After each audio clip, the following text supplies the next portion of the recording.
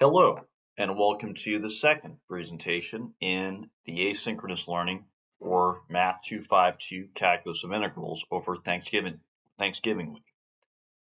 First, I would like you to pause and complete the intro problems on your own before proceeding. Okay, so now going through the intro problems, so first of all of these are indefinite integrals. Now for the first one, indefinite integral of 5x4 dx is just x to the fifth plus c. Then indefinite integral 5y to the fourth dy is y to the fifth plus c. Continuing with integral dx over x is ln x plus c. And the antiderivative of secant squared is tangent, so the integral of secant squared theta d theta is tangent theta plus c. Now take a look at the fifth problem and think to yourself, how is the fifth problem here different than the other four? Please note this is not a double integral, so you can't treat it as a double integral.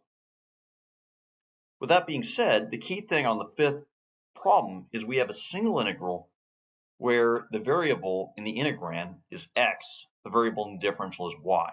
Those don't agree, and so this integral is not solvable. It's not possible to integrate this. And that's a key idea, because unless the variable of the differential agrees with the other variable in the integral, a single integral cannot be solved. So this idea is, in order to be able to solve an integral, we need the variable in the integrand to equal the variable of the differential.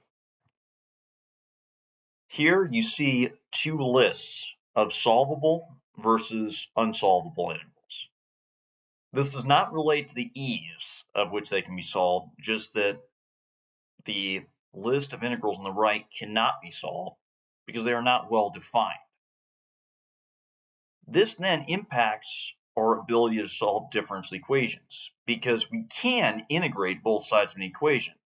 However, if we either don't have a differential or if the differential and the variables are not the same for a single integral, then integrating both sides of an equation is not well defined and the operation will lead us nowhere. So now, pause the recording for a second and look at the problem below. dy over dx is equal to 2x over 5y to the fourth, and see if you can get that into a form where you are able to integrate both sides and solve. Okay, so this problem, we have a fraction is equal to fraction because dy over dx is a fraction.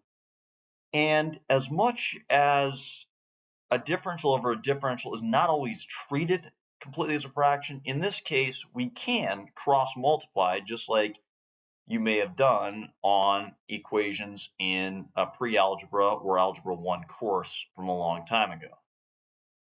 Doing so, cross multiplying gives us 5y to the fourth dy on the left is equal to 2x dx on the right.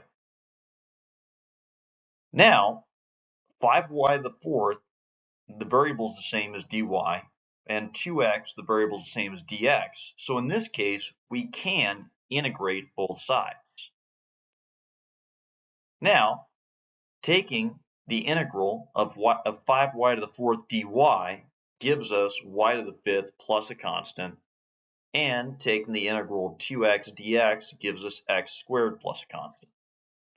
In this case, I'm choosing to use the subscripts c1 and c2. Here's a question for you. If c1 is a number and c2 is a number, then what is c2 minus c1? So c2 minus c1 is also a number, and so instead of writing constants on both sides, c1 and c2 are not variables. They're just a number. And in math terms, they're what we call arbitrary. So a more common way of writing it is when you integrate both sides, you only need one constant that typically we mark with just c. And so from here on out, whenever in this course we integrate both sides of an equation, we will only use a single constant, as it is unnecessary to put a constant on both sides of an integrated equation. So now let's move on and solve some of these problems. An important technique in solving differential equations that works in many instances is to separate the variables. That is, getting all terms with one variable on one side and all terms with the other variable on the other side, and then integrating. This necessarily must include the differential, and the differential must match the variables on a side of an equation. So now take a look at the first differential equation on the left. dy over d theta is equal to parentheses 1 plus y squared parentheses times parentheses 7 theta minus 4 parentheses. We can treat this like solving any other equation in that we're going to do algebra until we have all the y's on one side, including dy, and all the thetas on another side. So now, immediately on the left side, we've got a d theta in the denominator. So to get rid of that, we can multiply both sides by d theta, which gives us dy is equal to parentheses 1 minus y squared parentheses times parentheses 7 theta minus 4 parentheses d theta. Now we want to get y onto the left side. Simplest way to do that is to divide by 1 plus y squared. If we divide both sides by 1 plus y squared, that gives us dy over 1 plus y squared is equal to 7 theta minus 4 d theta. In this case, all of the y's, including dy, are on the left, and all of the thetas, including d theta, are on the right, which means we can integrate. Now, you may have forgotten this, but for taking the integral of dy over 1 plus y squared, the antiderivative of that is arctangent, or tangent inverse. So on the other side, it's a relatively straightforward integral. So the integral of 7 theta minus 4 is 7 over 2 theta squared minus 4 theta. And then we have to add c, which typically we do on the right-hand side, although the plus c can be on either side. For most problems, this solution would be adequate. You don't need to solve for one variable in differential equations, because often it will not be possible to solve for one variable, and in many instances, solving for one variable algebraically will entail more work than it's worth, and you will end up having a solution that is unnecessarily complicated. On the other hand, in this case, when it's tangent inverse, to get y alone just means taking tangent of both sides. And so in this case, our final answer is tangent of 7 over 2 theta squared minus 4 theta plus c. A key note is that the constant of a differential equation is not always alone and sometimes is isolated within an operation. So again, it's not necessarily going to be y equals something plus c. So please take a note of that. Now let's take a look at the next one. Please note that in differential equations, your dependent variable is not necessarily y. In many cases in science and in engineering, x will be the dependent variable and time will be independent. For example, anytime you're talking about north and south movement versus east and west movement, in that case, time will likely be the independent variable, and then x and y will both be dependent on time. So in this case, the solution we're looking for will be x equals, not y equals. With that being said, initially we have a differential equation with very similar form to what we had on a previous example, in that we have a fraction equal to a fraction, meaning we can cross multiply. Doing so gives us 7x squared dx is equal to sine of 5t dt. In this case, all the x's are on the left side, including dx, and all the t's, including dt, are on the right side, meaning we can integrate this. The integral of 7x squared dx is 7 over 3x cubed. A reminder, the constant only needs to go on one side. And then the integral of sine of 5t dt is negative 1/5 cosine of 5t plus c. Again, we could leave this as our solution. It is not necessarily a requirement to solve for a single variable in differential equations. However, in this case, we can just multiply by 3/7 and take the cube root, which then gives us x is equal to the cube root of negative 3 over 35 cosine of 5t. And now, technically, we should write it as being some other constant in this stage.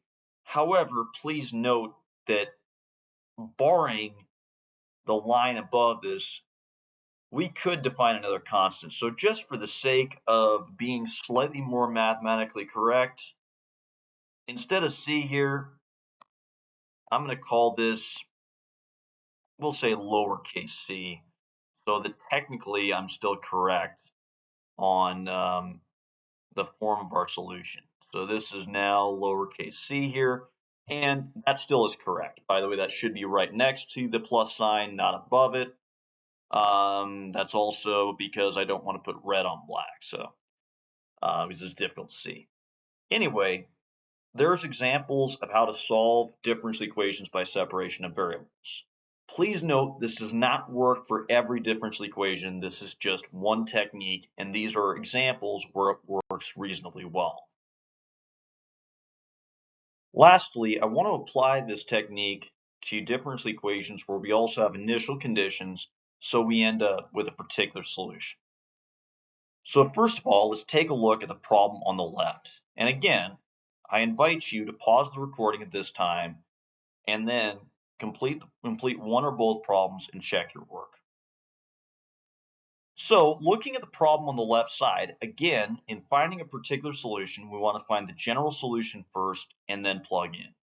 Finding the general solution in this case is the same as what we have done in the previous two examples, where we separate variables, we integrate, and we get something with a constant. So it's done right there. By that process, we get y squared over 2 is equal to x squared over 3 plus c.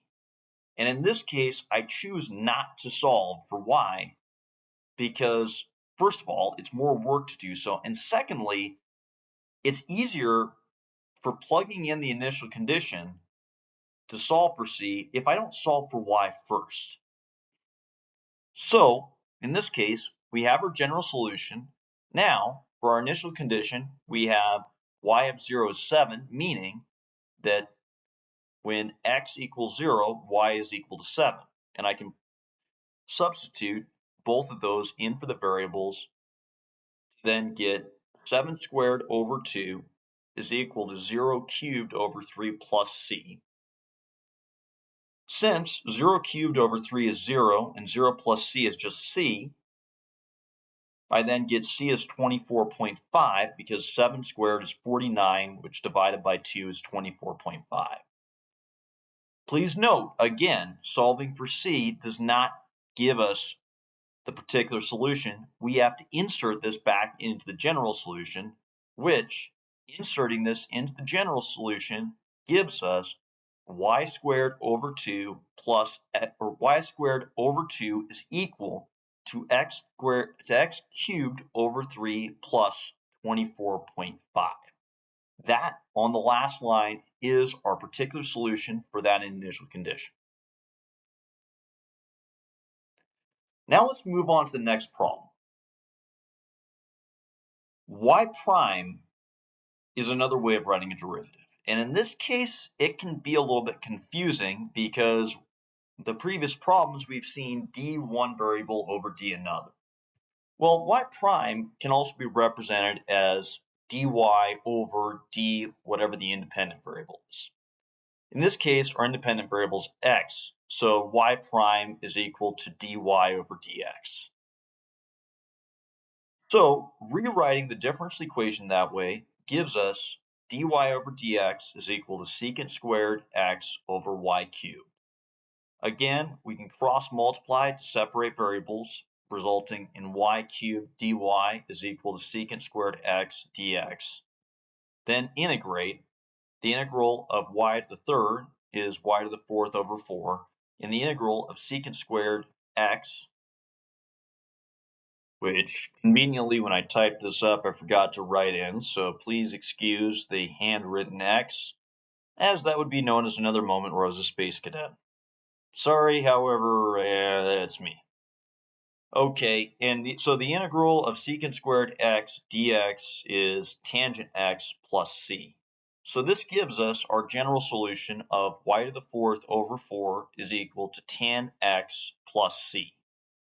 Again, now we plug in our initial condition to get the particular solution. So for our initial condition, x is pi over 4, y is equal to 2. You may remember the tangent of pi over 4 is 1. So plugging in and solving for c, we get 2 to the fourth over 4, which is 16 over 4 is 4, is equal to 1 plus c. Subtracting 1 from both sides gives us 4 minus 3, which gives us c is equal to 3. And again, our last step, we replace c in the general solution with our value of c equals 3, and that results in our particular solution, y to the fourth over 4 is equal to tan x plus 3. Thank you for watching this presentation. Have a great week.